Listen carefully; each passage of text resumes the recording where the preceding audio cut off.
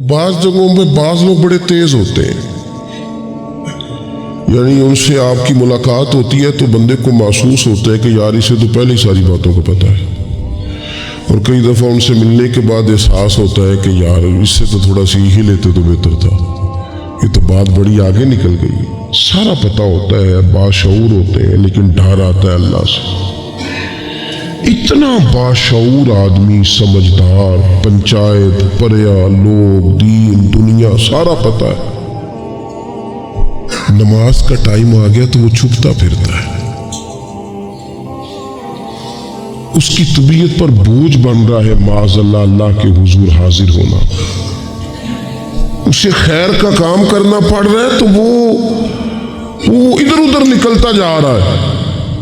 تو سوال یہ ہے کہ پھر یہ شعور کا کیا مطلب رکھا ہوا ہے ہم نے؟ پھر اللہ سے دعا کرنے کی ضرورت نہیں۔ وہ حضرت عارف رومی رحمۃ اللہ تعالی علیہ فرمایا کرتے تھے بعض لوگوں کو رب سارا کچھ دیتا ہے، سجدے کی توفیق نہیں دیتا۔ اس کا مطلب یہ ہے کہ وہ کہتا ہے یہ سارا کچھ لے اور نکل جا، میرے گھر نہ آنا، رکھ سارا کچھ پاس۔ رب سے عافیت مانگی جائے، اس سے اس کا فضل مانگا جائے، اس سے اس کا کرم مانگا جائے۔ اللہ کے پیارے رسول صلی اللہ تعالی علیہ وآلہ وسلم اس عافیت مانگنے پر زور دیتے، توجہ دیتے۔ میں آپ کو صحیح بتاتا ہوں، رب نے اگر کسی بندے کو عافیت میں رکھا ہو نا تو حالات کیسے بھی برے چل رہے ہوں اس کا بگاڑ کچھ نہیں سکتے۔ اور اللہ تعالیٰ معاف کرے 100 دفعہ خاکم بدہن، اگر کسی وقت اس کے کرم کی نگاہ پھر جائے تو پھر سارے اسباب سمیت بھی انسان اپنے پیروں پہ کھڑا نہیں رہ سکتا۔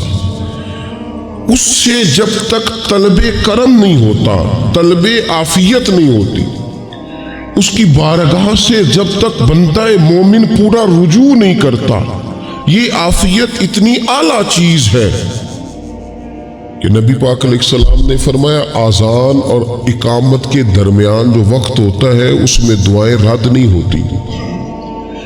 دعا مانگا کرو گے تمہاری اللہ اپنے فضل سے قبول کر لے گا۔ عرض کی یا رسول اللہ کیا مانگے؟ تو فرمایا عافیت مانگو رب سے۔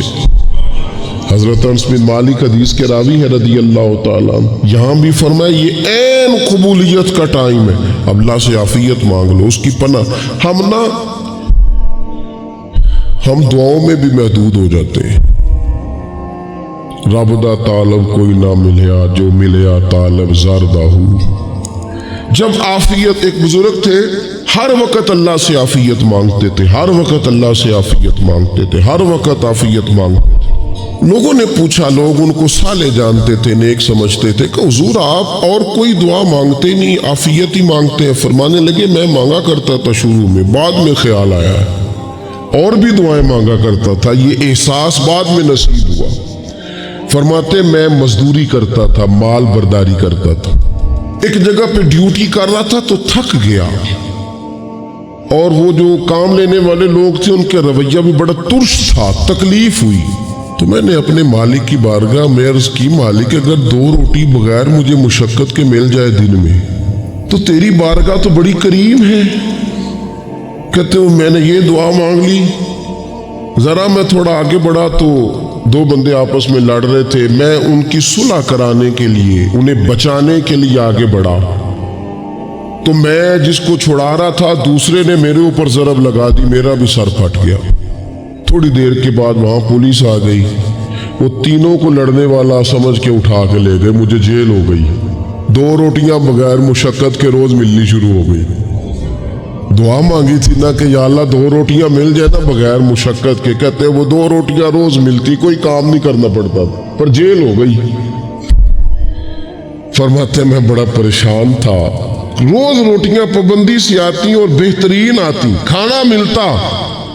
پھر کچھ عرصے کے بعد میں نے سوچا کہ یار یہ دعا تو قبول ہو گئی نا تیری، اب تو اگر اس پر کوئی الگ بات کرے گا تو وہ تو غلط کرے گا، کہتے پھر خود ہی میرے دل میں اللہ نے بات ڈالی اور میں نے عرض کی مالک 2 روٹیاں نہیں، مجھے تو عافیت چاہیے، مجھے تو عافیت دے، میرے اوپر تو کرم فرما، تو نظر رحمت کر، جے ایک قطرہ بخشے مینوں، جے ایک قطرہ بخشے مینوں تے کام بن جاندا ہی میرا، مہربانی کر عافیت عطا کر۔ فرماتے پھر خدا نے کرم کیا، کہاں سے اسباب بنے میرے جیل سے چھوٹنے کے، کون کون میرے ضمانتی بنے اللہ ہی جانتا ہے۔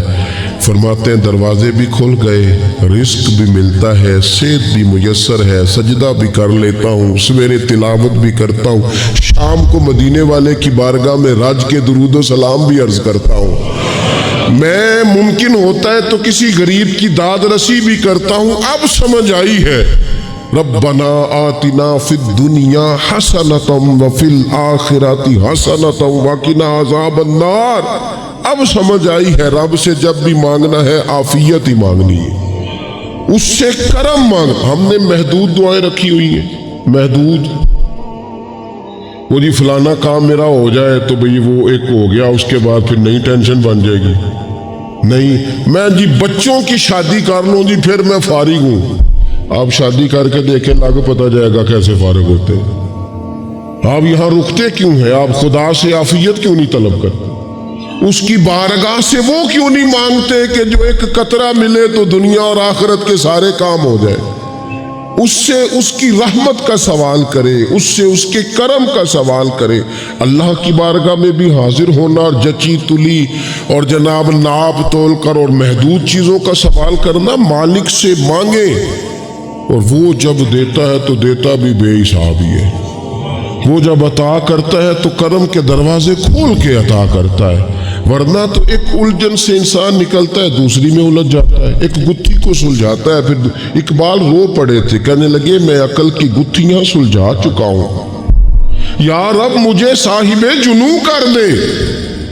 اللہ یہ بڑا میں نے ہیر پھیر دیکھ لیا، مجھے دیوانہ بنا، اب مجھے جنون ہو، اب میں کسی کے لیے رویا کروں، اب میں کسی کی یاد میں تڑپا کروں، اب میں رات کسی کے لیے میری آنکھیں بیدار رہیں۔ یہ بڑی ہو گئی دنیا داری، عقل کی گتھی حالانکہ نہیں سلجھتی، پر اقبال کہتے ہیں عقل کی گتھیاں سلجھا چکا ہوں، یا رب مجھے صاحب جنوں کر دے۔ اور پھر کہنے لگے بجھی عشق کی آگ اندھیر ہے، اب یہ مسلمان نہیں یہ خاک کا ڈھیر ہے، تو مٹی بن کے رہ گیا۔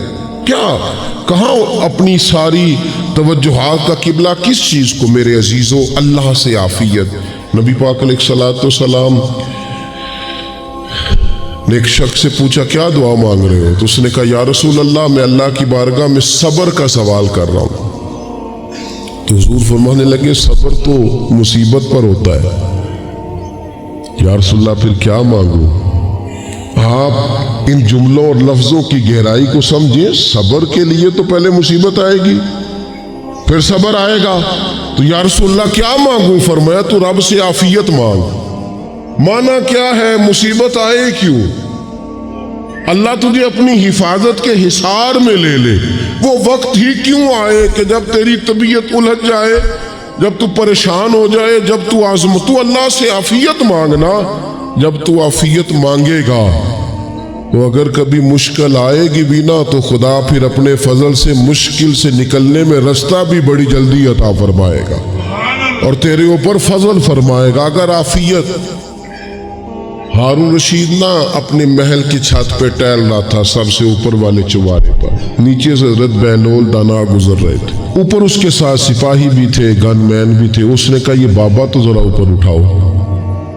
انہوں نے ایک ڈولی، ایک ٹوکری سمجھ لیں، اس کو رسیاں باندھ کے نیچے پھینکا۔ نیچے جو سپاہی تھے ان کو کہا کہ یہ بابا جی کو پکڑ کے اس میں بٹھاؤ۔ انہوں نے جبرن تھاما بابا جی کو، اس میں ڈالا، اوپر والوں نے کھینچ لیا۔ 2-3 منٹ لگے۔ ہارون رشید کے سامنے حضرت بہلول دانا پہنچ گئے تو تھوڑے ناراض بھی ہوئے کہ یہ کوئی طریقہ تو نہیں نہ بلانے کا۔ ملاقات ہوئی تو کہا کیوں بلایا؟ کہنے لگا ایک مسئلہ پوچھنا تھا۔ فرمانے لگے بادشاہ ہے نا، تیرے مسئلے پوچھنے کا بھی اپنا ہی انداز ہے، پوچھ مسئلہ۔ کہنے لگا بابا پوچھنا تھا کہ آپ اللہ تک کیسے پہنچے؟ حضرت بہلول دانا چپ کر گئے. 2-4 منٹ کے بعد کہنے لگے جس طرح ابھی زمین سے تیرے تک نہیں پہنچا بالکل اسی طرح ہی پہنچ گیا اور رب کریم کی بارگاہ تک. اور وہ بھی جو اس نے کرم فرمایا ہے, ورنہ میں تو نہیں سمجھتا کہ میں پہنچ گیا ہوں, وہ بھی اگر تیری خوش گمانی ہے. ہارون رشید کہنے لگا مجھے سمجھ نہیں آئی. فرمانے لگے تو بادشاہ جو ہے اتنی جلدی کیسے سمجھ میں آئے گی تجھے بات؟ فرمانے لگے اگر میں تجھ سے ملنا چاہتا نا تو میں ایک درخواست لکھتا, پھر کسی وزیر سے سفارشی سائن کراتا, پھر وہ جمع کراتا, پھر مجھے ٹائم ملتا کہ فلاں دن فلاں تاریخ فلاں ٹائم آ جانا, پھر آ کے میں لائن میں لگتا.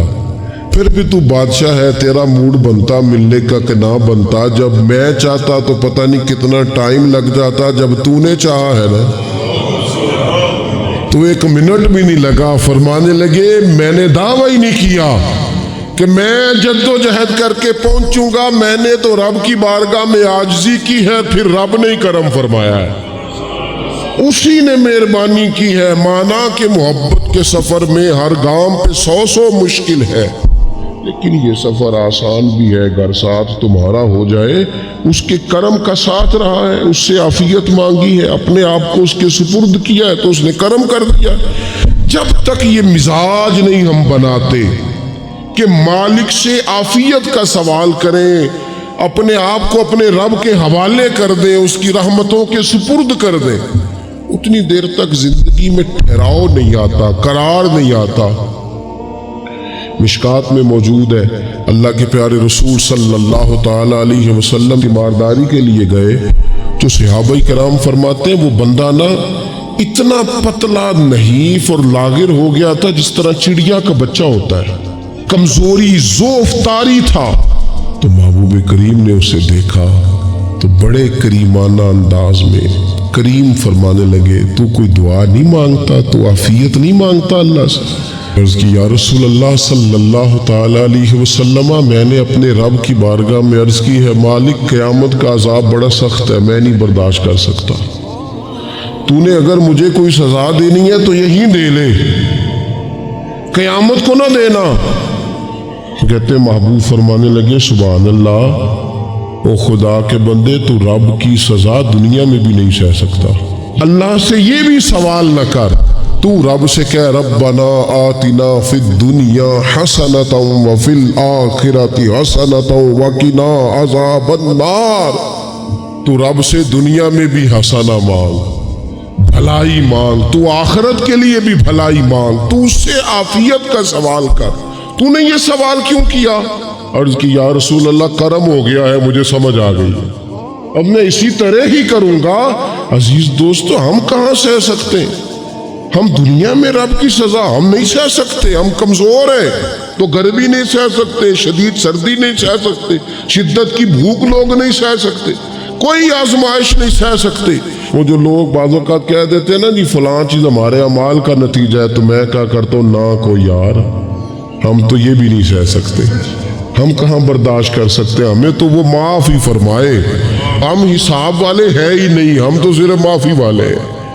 ہم سے نہ حساب پوچھے, اس نے حساب پوچھا تو پھر تو بڑی مشکل ہو جائے گی, اگر اس نے حساب پوچھا تو بڑی رسوائی ہو جائے گی, اگر حساب پوچھا تو مشکلات سامنے دکھائی دینے لگ جائیں گی. ہم سے تو وہ درگزر والا معاملہ کرے, ہم سے تو وہ کہے جا میں نے محبوب کے صدقے تجھے معاف کیا, جا تیرے لیے رحمت اور بخشش والا فیصلہ